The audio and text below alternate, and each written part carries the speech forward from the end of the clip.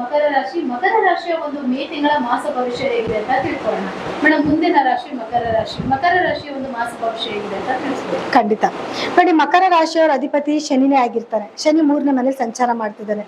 ಇಷ್ಟು ದಿವಸಗಳ ಕಾಲ ಕುಜನ ಜೊತೆಲೂ ಕೂಡ ಒಂದು ಸಂಚಾರ ಇತ್ತು. 11ನೇ ತಾರೀಕು ನಂತರ ಕುಜನು ಕೂಡ ತನ್ನ ಪತನ ಬದಲಾಯಿಸ್ತಾನೆ. ಸೊ ಇವ್ರಿಗೆ ಏನಪ್ಪಾ ಅಂತಂದ್ರೆ, ಕುಜನ್ ಜೊತೆನಲ್ಲಿ ಶನಿ ಸೇರ್ಕೊಂಡಿದ್ದಾಗ ಸ್ವಲ್ಪ ಜಗಳಗಳು ಮನೆಯಲ್ಲಿ, ಮತ್ತೆ ಇವ್ರಿಗೆ ಇರಿಟೇಷನ್ ಆಗ್ತಾ ಇರುತ್ತೆ. ಏನಾದ್ರೂ ಯಾರಾದ್ರೂ ಅಂದ್ರೆ ಸಾಕು, ತೆಗೆದು ಹೊಡೆದೇ ಬಿಡ್ಲಾ ಅನ್ನೋಷ್ಟು ಕೋಪ ಬಂದ್ಬಿಡುತ್ತೆ.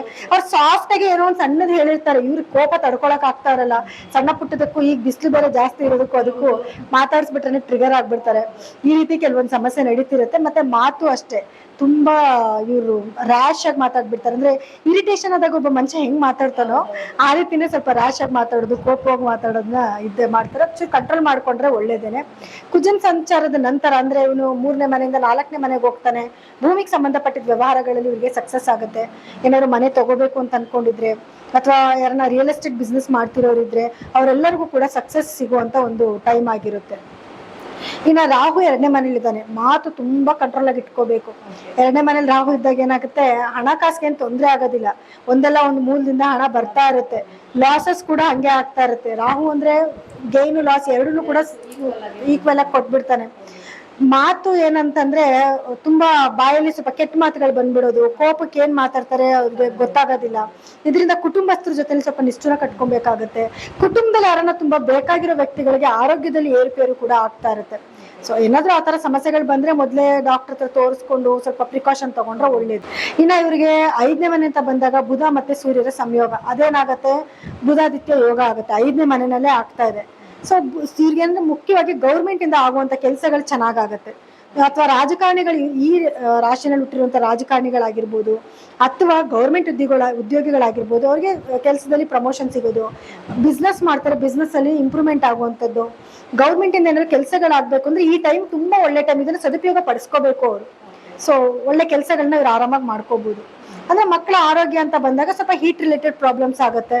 ಮತ್ತೆ ಬುದ್ಧಿವಂತಿಕೆ ಚೆನ್ನಾಗಿರುತ್ತೆ. ಮಕ್ಕಳು ಬುದ್ಧಿವಂತಿಕೆ ನೋಡಿ ಇವ್ರು ಖುಷಿ ಪಡೋದು, ಅವ್ರ ಐಕ್ಯೂ ಪವರ್ ತುಂಬಾ ಚೆನ್ನಾಗಾಗ್ಬಿಡುತ್ತೆ. ಇನ್ನ 6th ಹೌಸ್ ಅಂತ ಬಂದಾಗ ಗುರು ಮತ್ತೆ ಶುಕ್ರದ ಒಂದು ಸಂಯೋಗ ನಡೀತಿದೆ. ಈ ಟೈಮಲ್ಲಿ ಪ್ರಮೋಷನ್ಗಳಾಗುವಂಥದ್ದು, ಅಥವಾ ಮನೆಗೆ ಲಕ್ಸುರಿ ಐಟಮ್ಸ್ ನ ತಗೊಂಡ್ಬರುವಂಥದ್ದು. ಇವ್ರಿಗೆ ಏನಾದ್ರು ಕೋರ್ಟಲ್ ಕೇಸ್ಗಳಿತ್ತು ಅಂದ್ರೆ ವಿನ್ನಿಂಗ್ಸ್ ಆಗುವಂಥದ್ದು. ಇವರೆಲ್ಲರೂ ಎಜುಕೇಶನ್ ಅಲ್ಲಿ ತುಂಬಾ ಚೆನ್ನಾಗಿರ್ತಾರೆ. ಕಾಂಪಿಟೇಟಿವ್ ಎಕ್ಸಾಮ್ಸ್ ಬರ್ತಿರೋ ವಿನ್ನಿಂಗ್ಸ್ ಆಗ್ತಾರೆ. ಸೊ ಒಂದು ಅದ್ಭುತವಾದ ಒಂದು ಸಮಯನೇ ಮೇಡಮ್ ಮಕರ ರಾಶಿಯವರಿಗೆ. ಅಂತ ಏನ್ ನೆಗೆಟಿವಿಟಿ ಇಲ್ಲ.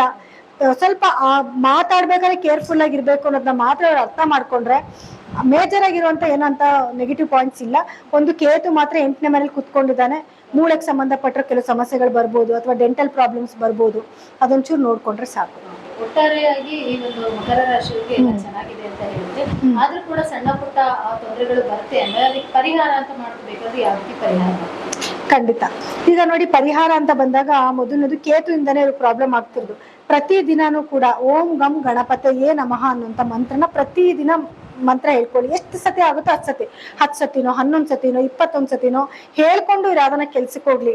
ಏನೇ ಅಡೆತಡೆಗಳು ಬರ್ತಾ ಇದ್ರು ಕೂಡ ಅದನ್ನ ಖಂಡಿತವಾಗ್ಲೂ ಅವನು ತಡಿತಾನೆ. ಅದೊಂದು ಮಾಡ್ಕೊಂಡ್ರೆ ಸಾಕು ಮೇಡಮ್ ಇವ್ರಿಗೆ. ಇನ್ನೆಲ್ಲ ಗ್ರಹಗಳ ಒಂದು ಸ್ಥಾನಮಾನ ಅಂತ ನೋಡಿದಾಗ ಚೆನ್ನಾಗೇ ಇದೆ. ನೋಡೋದಲ್ಲ ವೀಕ್ಷಕರೇ, ಈ ಒಂದು ಮಕರ ರಾಶಿಯ ಈ ತಿಂಗಳ ಮಾಸ ಭವಿಷ್ಯ ಹೇಗಿತ್ತು ಅಂತ. ಹಾಗಿದ್ರೆ ಬನ್ನಿ ಮುಂದಿನ ರಾಶಿ ಬಗ್ಗೆ ತಿಳ್ಕೊಳ್ಳೋಣ.